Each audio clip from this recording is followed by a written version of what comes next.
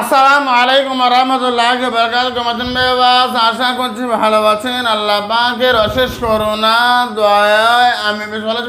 আজকে যে সাবজেক্টটা নিয়ে আমি আপনাকে আলোচনা করবো, দেখেন মানে 27শে রমজান অর্থাৎ মানে 26শে রমজান দিন শেষ দিবাগত রাত 27-এর রাত। মানে আমি প্রত্যেকের ক্ষেত্রে বলবো এই আমলটা শুধুমাত্র আপনি করেন, আল্লাহ পাক যদি চায় সারা বছর যেটা আল্লাহর কাছে চাইবেন আমার আল্লাহ আপনাকে সেটা দান করবে। যখন যা চাইবেন তাই পাবেন ইনশাআল্লাহ। আপনার জীবনে যদি একটা বার শবে কদরের রাত শবে কদর আপনার জীবনটা যদি জীবনে যদি একটা বার কবুল হয়ে যায়, আপনার জীবনে আর আপনাকে কেউ ধরে রাখতে পারবে না। আপনার জীবনটা ধন্য হবে, আপনার জীবনটা উৎকৃষ্ট হয়ে যাবে ইনশাআল্লাহ হুল আজিজ।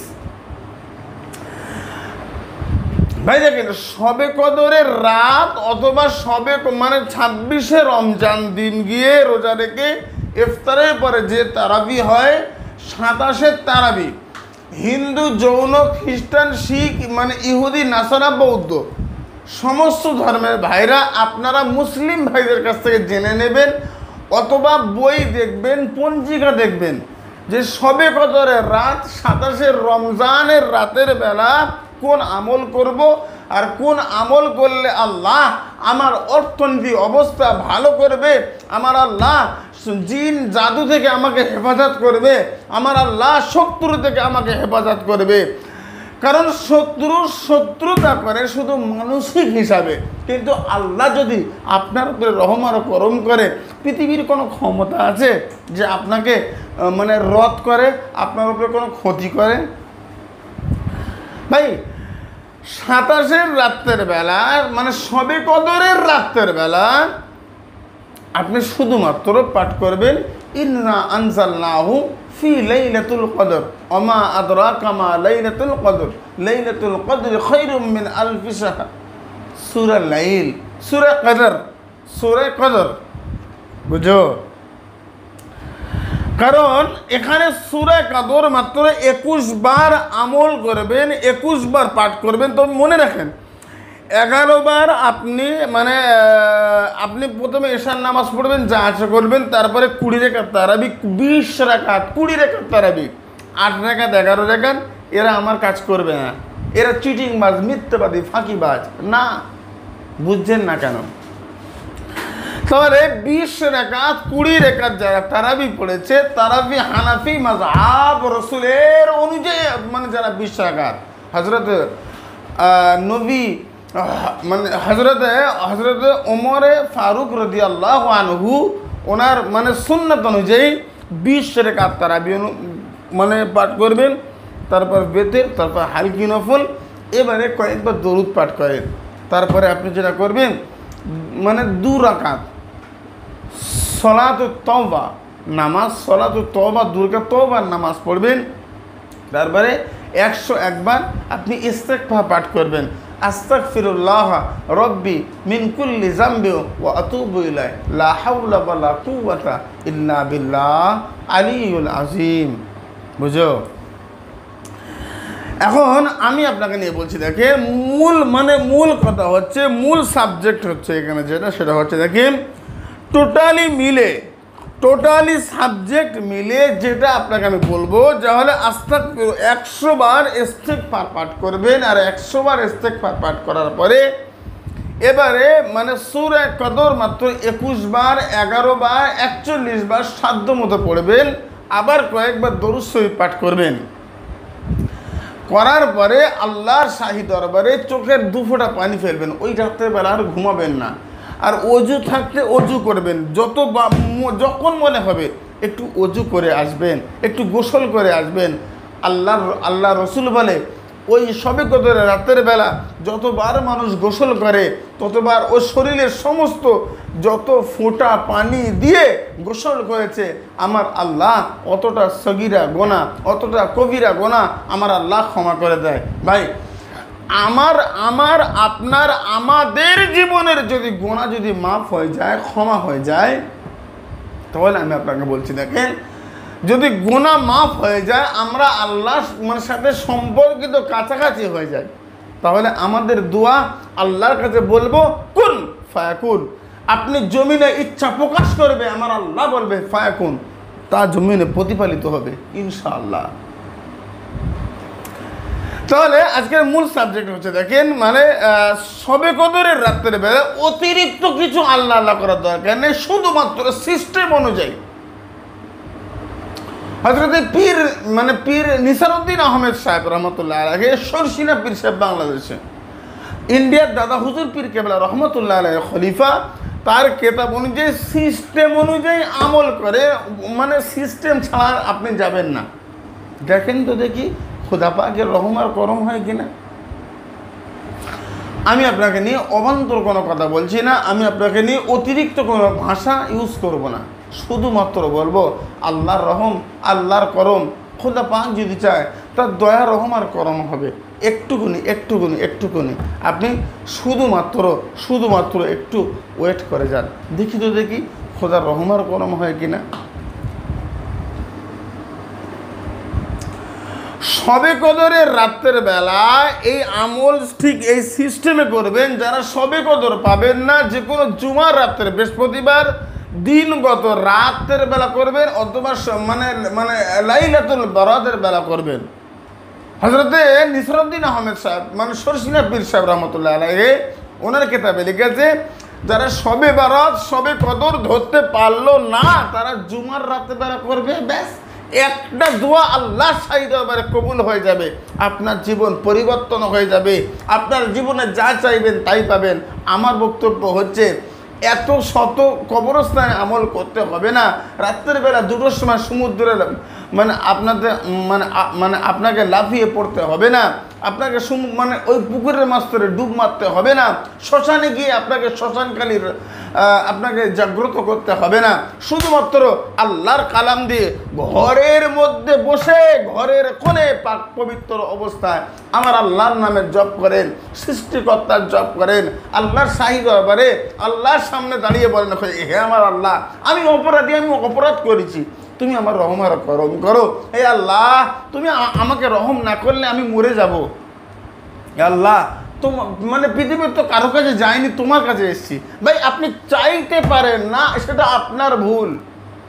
আপনি চাইতে পারেন না, ওটা আপনার অন্যায়, কিন্তু আল্লাহর রহমতের দরিয়ায় সব কিছু রয়েছে।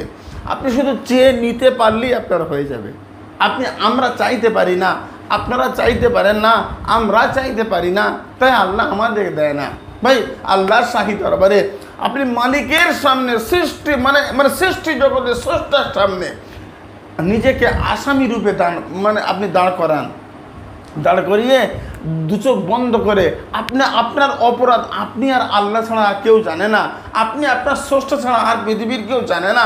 শুধুমাত্র আমি আপনাকে বলবো, স্রষ্টার কাছে আপনি আপনার অপরাধ স্বীকার করেন, আর স্বীকার করে বলেন, খোদা, আমি তো তোমার বান্দা, তুমি আমাকে ক্ষমা না করলে আর কোথায় যাবো বলো? আর তোমার কাছে ক্ষমা চাইছি মানে তুমি আমার আল্লাহ, তুমি আমার সৃষ্টিকর্তা, আমি মানি, আমি জানি, আমি বিশ্বাস করি তুমি আমার আল্লাহ। ভুল করে ফেলেছি, অন্যায় করে ফেলেছি, পেটের জ্বালায়, সংসারের দায়, অভাবে স্বভাবে আমি করেছি, তুমি কি ক্ষমা করবে না? একটু ক্ষমা করে দাও, তোমার রহমতের ভান্ডার একটু কমে যাবে না? তোমার কাছে কেউ কৈফিয়ত চাইবে না? হে আমার আল্লাহ, হে আমার আল্লাহ, আমার যদি ক্ষমা করে দাও, তোমার কাছে কেউ গিয়ে বলবে না যে অমুককে ক্ষমা করলে কেন? তুমি স্রষ্টা, তুমি আল্লাহ, তুমি আমার রব, তুমি আমার মাহবুব, তুমি ক্ষমা করে দাও। ভাই, আমি অবান্তর কোনো কথা বলছি না, শুধুমাত্র এই যে লাইলাতুল কদর নিয়ে কথা বলছি। আমলটা করেন, আর একদম আল্লাহর কাছে, আল্লাহর শাহী দরবারে আকুতি মিনতি করে আপনি দোয়া করেন, আমল করেন, ইনশাআল্লাহ। যার বউ চলে গেছে, ইসলামিক আমল ও তাবিজ বাংলা চ্যানেল থেকে বশীকরণ আমল করতে হবে না। যার স্ত্রী অবৈধ সম্পর্কে জর্জরিত, তাকে ইসলামিক আমল তাবিজ বাংলা চ্যানেল থেকে বিচ্ছেদের 1000 টাকা খরচ করে তাবিজ করতে হবে না। যার স্বামী 3-4টে মেয়ে নিয়ে ঘুরে বেড়ায়, তাকে স্বামীকে আপনার ঘরে ফিরিয়ে আনার জন্য রাজমোহিনী বশীকরণ 15-20 হাজার টাকা খরচ করে আপনাকে করতে হবে না। দেখেন এখানে একটা কথা বলবো, দেখেন ফেসবুকে আমার কোনো চ্যানেল বা পেজ কিছু নেই। বাংলাদেশি কিছু বাটপা চিটিংবাজ মিথ্যাবাদী এরা আমার চ্যানেলকে নিয়ে ভিডিওগুলোকে ডাউনলোড করে আমার ফোন নাম্বার বাদ দিয়ে তাদের ফোন নাম্বার দিয়েছে, মানুষের কাছে বুস্ট করছে, প্রচার করছে। এখন এটা করার পরে প্রচুর মানুষ আমাকে দেখে আমার কথা শুনে আমার কথাও নয়, আল্লাহর কালাম দেখে মানুষ টাকা দিচ্ছে। ভাই তার জন্য দায়ী আমি কিন্তু থাকবো না, আমি খারাপ হয়ে গেছি তাদের কাছে। কিন্তু এ খারাপের কোনো মূল্য আমার কাছে, আমি আল্লাহর কাছে দায়ী হব না। মূল আপনি খারাপ বলেন, এ খারাপ বলো, XYZ সবাই আমাকে খারাপ বলো, আল্লাহ এবং তার রসুল আমার উপরে খুশি হলে ব্যাস আমি খুশি। ভাই দুনিয়া 40 বছরের দুনিয়া, 50 বছরের দুনিয়া, এ দুনিয়া ছেড়ে চলে যাব কবে? আমার দাদু চলে গেছে, তার বাপ চলে গেছে, আপনার বাপ, তার বাপ সব চলে গেছে। আপনি চলে যাবেন, আপনার ছেলেও চলে যাবে। পৃথিবীতে কেউ থাকার নয়। দুনিয়ার টাকা দুনিয়া থাকবে, দুনিয়ার সম্পদ দুনিয়া থাকবে, দুনিয়ার সব কিছু দুনিয়া থাকবে, শুধু আপনি আর আমি চলে যাব। কারণ আমরা ক্ষণস্থায়ী, আমরা চিরস্থায়ী নই।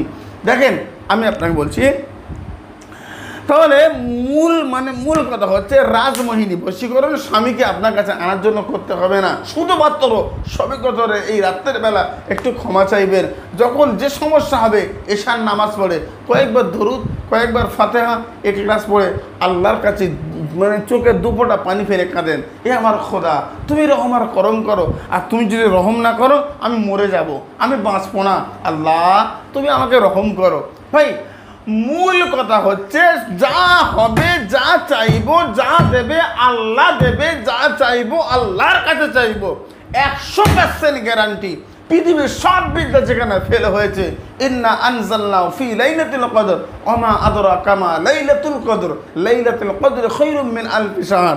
আল্লাহর কালাম, সূরা কদর ইনশাআল্লাহ আপনি আমল পাঠ করেন, দেখেন খোদা পাক তার কালামের ওসিলা করে আপনার উপরে রহম আর করম করবে। আপনি যে দোয়া করবেন ওই দোয়া আপনার কবুল হবে। আপনার আর্থিক সমস্যা, টাকা পয়সা ইনকাম করতে পারছেন না, 33 তাবিজ আমার কাছে 15,000 টাকা দিয়ে খরচ করে আপনাকে নিতে হবে না।